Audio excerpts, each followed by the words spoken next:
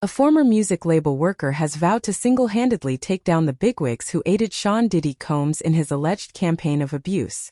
Dorothy Carvello, 62, was the only female talent scout at a big-name record company back in the 1980s, whose bosses went on to propel Combs to global stardom. Last month, when the 54-year-old hip-hop mogul was arrested on charges including sex trafficking, prostitution and racketeering, Carvello was busy lodging her own lawsuit against Atlantic Records and a number of former executives.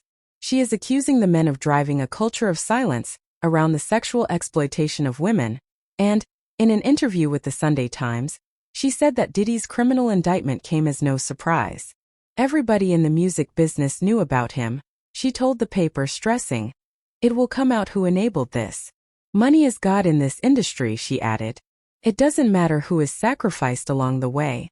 Carvello then noted, "I believe that when prosecutors really start subpoenaing the records of the music companies, they'll see how many NDAs, non-disclosure agreements, there are and how much more was covered up." Combs stands accused of using his entertainment empire to exploit victims over a period of nearly 2 decades, and of using his power and influence to ensure that his alleged crimes were covered up. So far, the identities of Diddy's so-called enablers remain a secret.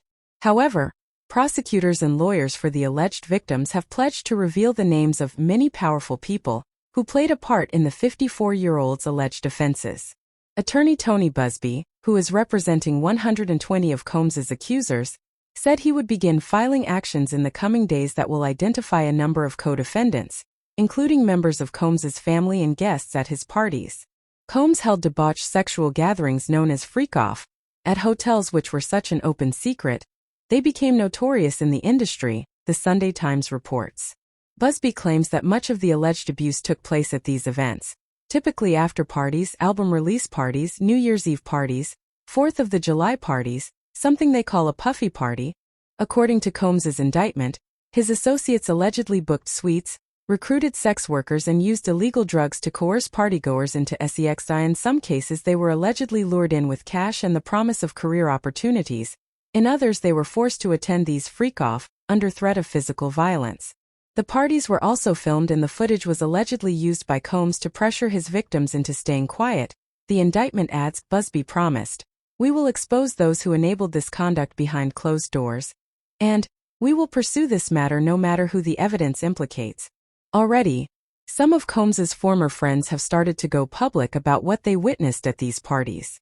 Mark Curry, a hip-hop artist signed to the Bad Boy label in 1997, talked about seeing drinks being spiked and women being drugged at parties back in the day.